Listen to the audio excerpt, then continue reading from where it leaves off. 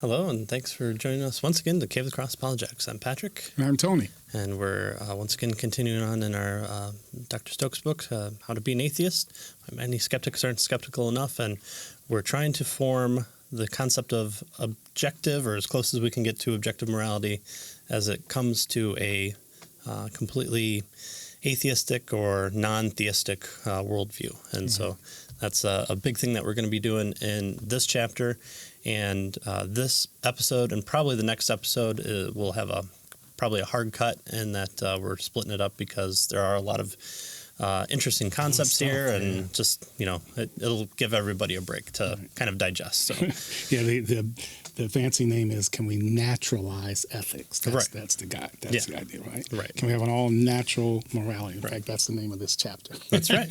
Yeah, we're trying to do what Hume did and try and find a scientific explanation for how we can measure goodness or badness or some approximation to those concepts. So he says here, and the subtitle of the chapter is The Well-Being Theory of Morality. And he says he wants to do two things in this chapter. First, that he will present this naturalistic version of morality, and then by focusing on Sam Harris's view. And then second, he says that he will consider some problems with Harris's account. So that's what he's trying to accomplish in this particular chapter. All right, so let's jump in here and see how he does here. So consider, he says, that there's an objective fact about whether a human being is suffering, right? We can know one way or another, right? And he says, suppose the pain in your lower back, let's say. Suppose that a few days later the pain is gone. He says, all things considered, you'll be better off than you were. The pain is now gone, so you're no longer suffering. And so he says this, in fact, your well-being seems traceable to facts about your physiology, to your physical facts.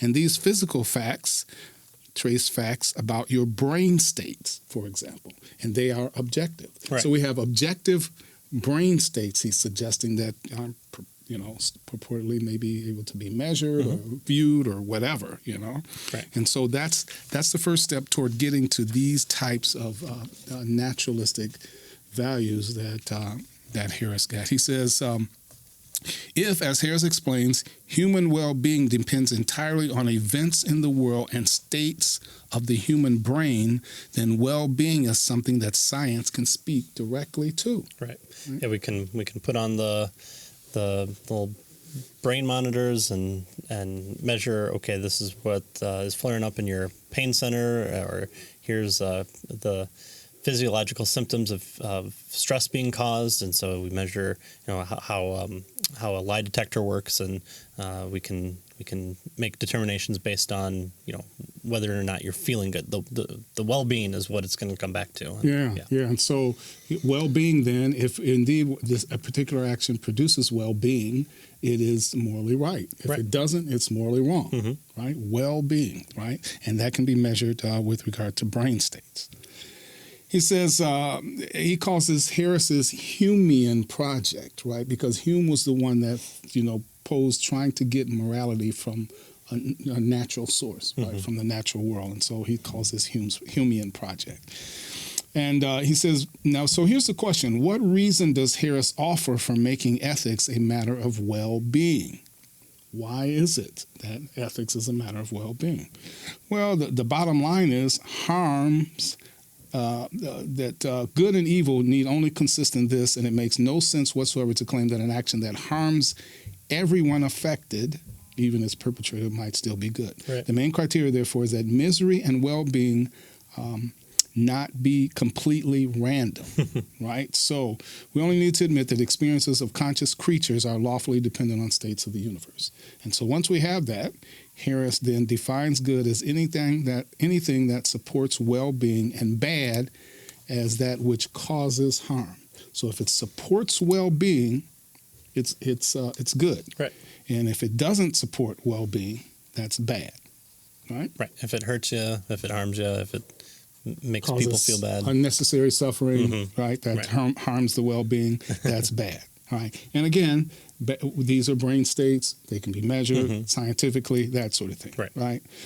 So he says a rational approach to ethics becomes possible once we realize that questions of right and wrong are really questions about the happiness and suffering of sentient creatures. That's really what it boils down to, right? Well-being has to do with happiness and suffering, right? Mm-hmm. So he says, in one sense, Harris's view isn't at all new. It's a version of utilitarianism. Right. So kind of what's right is based on this idea of, well, it works. Or, Or so it's works. A consequentialist theory. And if, usually it's talked about the greatest good for the greatest number kind of thing, right? And so if the consequences result in the greatest good for the greatest number, then that's the right action. Mm-hmm. That's the morally right action to do. The trolley problem is in there. Killing the baby to save all humanity. That's in there. All those little fun thought experiments. Pretty much Machiavelli would appreciate this type of thought experiment. Yeah. So that's a consequentialist ethics. The consequences are what we're looking at, and in this case, we call these hedonistic consequences. Hedon is good feelings and that sort of thing. And so he says Mills, both John Stuart Mills and Harris accounts are also called hedonistic theories because they identify goodness with pleasure or happiness. So that's the idea of hedon, pleasure or happiness. Although the pleasure need not be simply physical, right? It can include higher pleasures like friendship and love and that sort of thing. Mm-hmm. So the idea here is if it brings out pleasure or happiness, even these higher level pleasures, then that is the morally good thing, the morally right thing. And we do see parts of society rotating around this idea, this ends justify the means. Well, you have Donnie Brasco. He's an undercover FBI agent. He goes in, he does all these bad things. At what point in time do we pull him out? Because then he's lost. Well, although he's, been an extortionist, a drug dealer, a pimp, a runner for the mob. He's pretty much on par with allowing for police officers to get shot and killed, and political rivals and different people getting assassinated. So as long as in the end the organization's taken down, then the ends justify the means. That's right. You can do, because the consequences is what counts, right? Yeah. In this case, it's good consequences. It's consequences that bring happiness as opposed to unnecessary suffering. Right. Yeah. And of course, he says that he mentions here Senator Armstrong argues for a similar view. Armstrong calls his view harm-based morality, right? According to this view, what really makes certain acts immoral is that such acts cause harm to other people for no good reason, right? So the benefit of these views, according to Senator Armstrong, is that it's completely secular. So he can get around God with this. It's just a matter of, does it harm? There's no reason to doubt that death, pain, and disability are bad. There's no doubt. This is no doubt true, but it's enough to account for morality. Mm-hmm. So there you go. His is similar to Harris's. His is based, he calls it a harm-based morality. Right. Well, and, we do have to take time to establish the fact that at least Harris is dealing with an attempt to explain what we talked about in, I believe, the last chapter, the chapter before, of this kind of innate sense, this drives people to argue viciously or with intense emotion. And so Harris is attempting to find a root cause in that other than just personal preference, right, or at least what he claims is, puts a stage in there between personal preference, kind of this subjective, whatever is good for me is good for you, postmodernist type thinking. Relativism. Yeah, and he's trying to ground it in a Western idea. Right. So then we ask the question: well, then, what is well-being? Probably need to get that clear, right? Definitions matter, even today. So for an unbeliever to account for objective morality without having to rely on God, to define a moral act as one that contributes to well-being and an immoral act as one that reduces it. So that's the definition. So whatever contributes to well-being is good, and whatever is an immoral act is what reduces well-being. So bad well-being, good well-being. Kind of easy to follow there. So Harris, Dr. Stokes is going to look at Harris's kind of idea of what it is with suspicion. So he says, well, we might ask Harris, what is exactly well-being? If there's a way to define it so that we'll have some precise guide to us, this might be asking a bit much, but Harris says it's reasonable enough. It seems to me that the concept of well-being is like the concept of physical health. It resists precise definition and yet is indispensable. In fact, the meaning of both terms seem likely to remain perpetually open to revision as we make progress in science. Right. So he wants to say here that it's we don't that it's vague, right? It's not very precise in terms of what well-being is. Mm-hmm. I don't think he's going to hold that against Harris, right? Yeah, but it is a vague concept. Yeah. In the weights and measures department, you have the cooled 1 inch length ruler to measure all 1 inch rulers with. You have precise pounds. There's not going to be a well-being stick or flask or whatever that might be. So yes, he's not going to hold it. So when it comes to details, our definition of well-being will ultimately, though, depend on our worldview.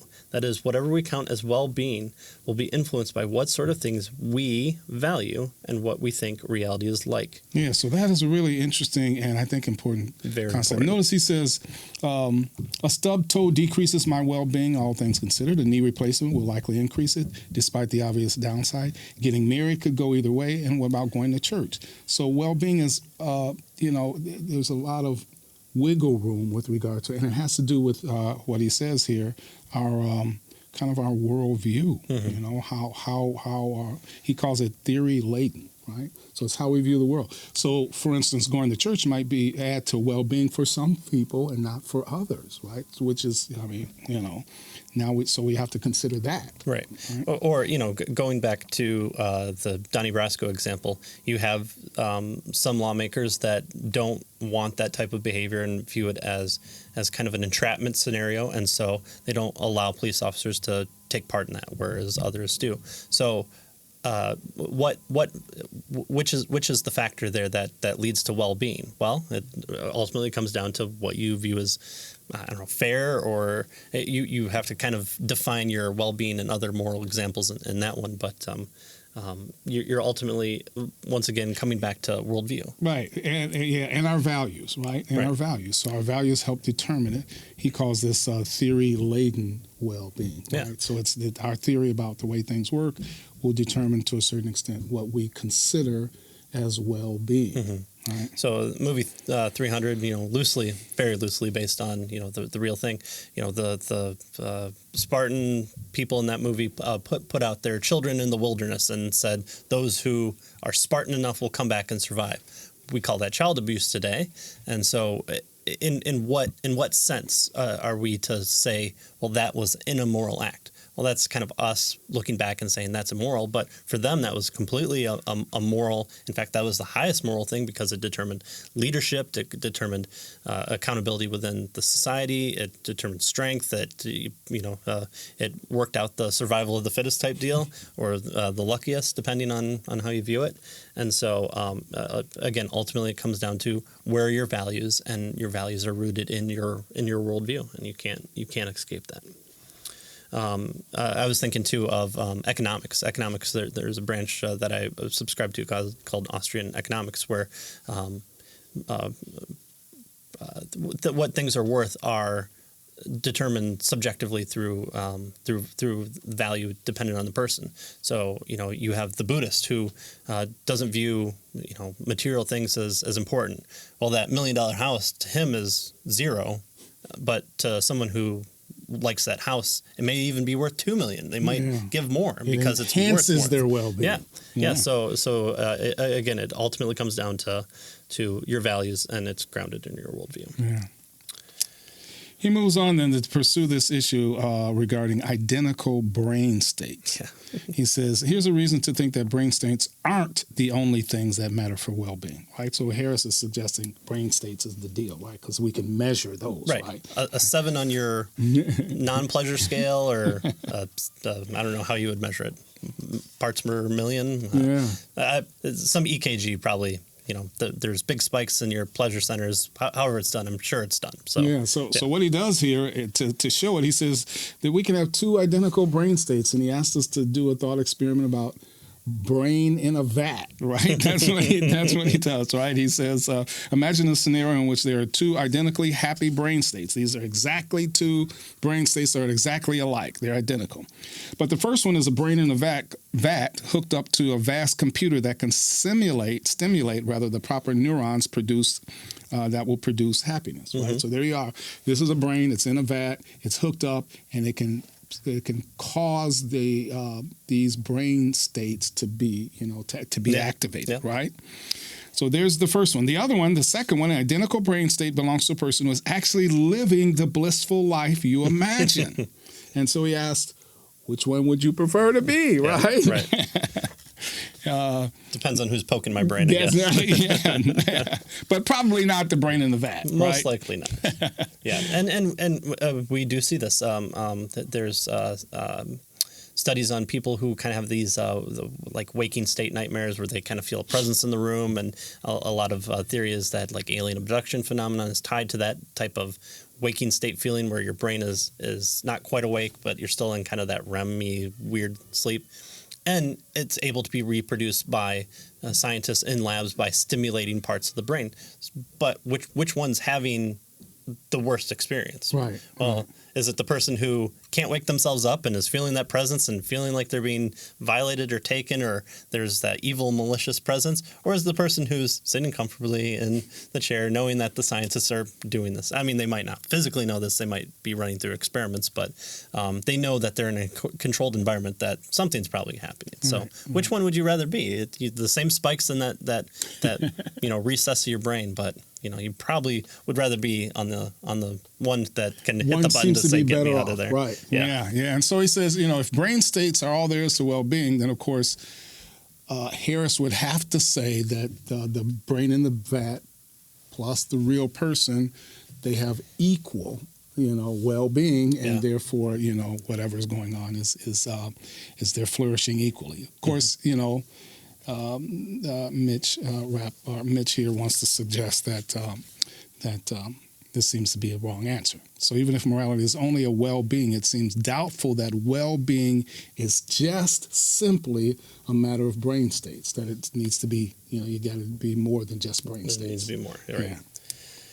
And then we go on to say well-being is usually cashed out in terms of the greatest good for the greatest number of people. And that's the consequentialist, the utilitarian type of ethic. Right. Yeah. It's better to pull the trolley handle and kill one person or three. Well, probably, you can kind of do what you want, but it seems more likely that you want to save three over one just because people are people. That's right. Numbers count. Right. Yes. But no one has ever experienced this collective happiness, and this is a great point that we that should be discussed, and it's great that Dr. Stokes identifies it, because this is kind of also too where our current society is going, and it depends on how one determines through their worldview what it means to think individually and collectively. So Harris' brain state view trucks in the happiness or well-being that is experienced by humans, but no one experiences more than a single brain state, namely his or her own. Right? We're both watching a baseball game.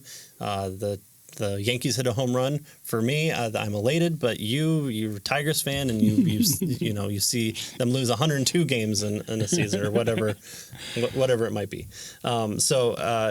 We're both experiencing different. The same thing, but we're experiencing different types of pleasure or lack thereof. So, of course, other people's well-being may contribute to yours, but that is a different issue, and one of what causes an individual's brain state. The maximum pleasure ever experienced by anyone is still that of a sole individual brain state. A collective or adaptive happiness or well-being is something that no one experiences. It doesn't exist. Mm-hmm. So you can put yourself into other people's shoes. You can want to think globally, locally, universally, as a country person. But only you are able to, there are people who think of patriotism. There are people that are like, yes, I enjoy living in America for the freedoms. And then there's the people that where flag everything on the 4th of July and go around, saluting each other. Are they experiencing the same type of well-being for what they view as a moral good, or are there, can we determine whether or not that they don't think collectively? Right. They think only So locally. only you can only have one set of brain states. A person can only have their set of brain states. So there's really no such thing as a collective, well-being. That doesn't exist, because you can only experience one at a time. Right. This is the point that he's trying to make here, right? Yeah. The maximum pleasure ever experienced by anyone is still that of a sole individual's brain state. A collective or additive happiness or well-being is something that no one experiences. We just don't experience that. All right, so then he moves on and he asks the question, who is my neighbor, right? Who is my neighbor? So he says, let's suppose that we can countenance a kind of collective well-being. All right, so now he gives in, right? Even though he says you really can't have it, but let's just, for the sake of argument or whatever, he makes this concession, right? So he says, according to Harris, all we need to include the entire human species, and then we need to include more than just the entire human species, because we're talking about brain states, right? Things with brains. Yeah, everything. Yeah, things with brains, right? So morality might need to take into account additional species, not just humans, right? Because they're brain states. Come on, let's be fair, right? And so Harris's theory is that morality can be reduced to brain states or conscious sentient creatures. So there it is, sentient creatures, right? And by this, he means organisms that can experience pain or pleasure to any degree. So who is my neighbor?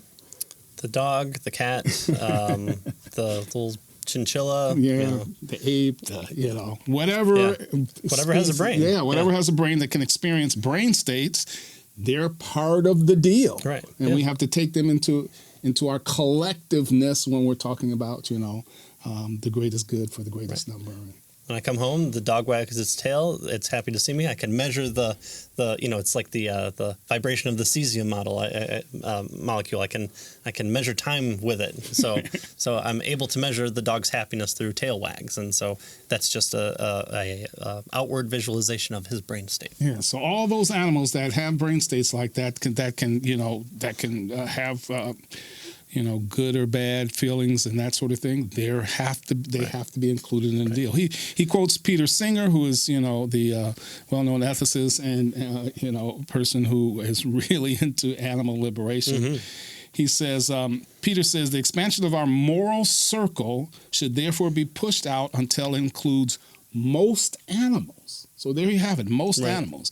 He says, Singer says, I say most rather than all, because there comes a point as we move down the evolutionary scale that oysters, perhaps, or even more rudimentary organisms, when it becomes doubtful if the creature is able to, feel anything. So anything that can feel anything can have brain states, and therefore we have, most of the animals in the world should be included in our moral judgments. Right. Well, I'm glad that I didn't eat dinner before we did this. You, unfortunately, ate the cow that has a moral brain state. Yeah, that's terrible. I'm just going to have to pick up a salad now.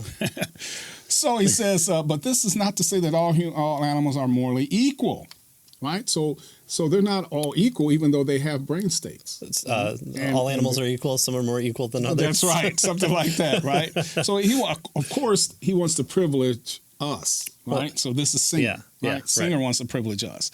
So the human being and a mouse must always be treated equally, or that their lives are equal in value. Humans, he says, are different from mice, and so they don't need to be treated equally. Humans have interests in ideas, education, future. Mice are not capable of that, right? I remember him being on Unbelievable podcast, and his big point that he seemed to harp on was, out of all these ideas, education, is making future plans, having desires that go past the immediate. And that is a weird thing to hang your hat on. Is to just okay. Well, I'm asleep, therefore I don't have future goals right now. So therefore I revert back to that of a field mouse, right? Because I don't have future plans at that time. That's right. I had future plans in that I want to wake up after I sleep, but I've stopped having future plans at that time. So your value has shrunk. You're less morally valuable, right? So obviously, Singer concedes that the idea of equal consideration for animals strikes many as bizarre, right? And of course, Dr. Stokes agrees with that. Right? I agree with Singer that it seems bizarre, for if no other reason than that we need to we need to be forced to acknowledge all manner of animal wickedness. Right. Yeah. Shame on that animal. It would be, for example, immoral and evil, and not merely repulsive for a male lion to rape a female lion or eat lion cubs. Right, that's evil. Right. Yeah. That's the same thing with if the great apes. And they're part of the deal. Right. They're part of the moral circle. Hold Bobo the gorilla on trial for mass murder of his own kind. That's right. Right. Yeah. So the issue here, he says, it's tempting to think that Richard Taylor is right when he says a hawk that seizes a fish from the sea kills it, but does not murder it. Right. Right. And another hawk that seizes that fish from the talons of the first takes it, but does not steal it. Right? For none of these things is forbidden, says Taylor, right? And so the well-being of these animals is certainly impacted. Things are going well for one and badly for the other. The result, good for one and good for the other. Even so, it doesn't seem that there's anything relevant, he says, to morality going on here. I mean, come on, stealing, I guess we could say it, or murdering, Yeah. Well, he did murder the fish. Kill it. Yeah. Is it wrong to take from the murder, to steal from the murder? Yeah.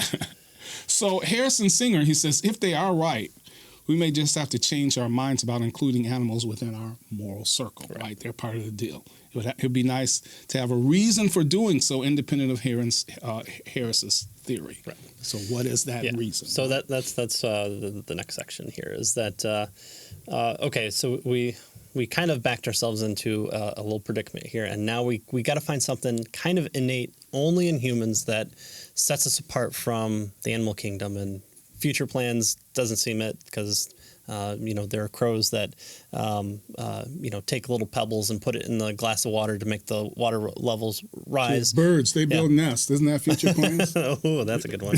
Yeah. So what is that thing? What is that thing that sets us apart? Although each of us is special, a unique and beautiful snowflake, there's something common to all of us that makes human species stand out, or so we're told. The standard claim is that reason elevates us above all animals. All right. Mark Murphy here says the natural kind, human, is obviously a distinct sort of organism, and distinct in ways that are obviously ethically significant. To take one example, human beings possess reflective and objectivizing intelligences, which enables them to call their inclinations into question, to see themselves as one person among others. Yeah, so reason. Yeah, right? So I can see myself collectively in this. The do unto others is they would have do unto you, or the negative approach. I can put myself in someone else's shoes, even though I've not experienced that person's life. I'm able to separate my feelings away from that of someone else's, or barring what my bombastic feelings are, I can suppress those and view the situation in light of whatever it might be. The nuclear facility is going to explode. I'm really scared. I can suppress that, and I can reason my way and say, okay, if I don't go in there, then everyone else will die, and I don't want that to happen for some odd reason. So we have to have some. We have to elevate humans. Otherwise, we're in this, hugely. I mean, it's he says here.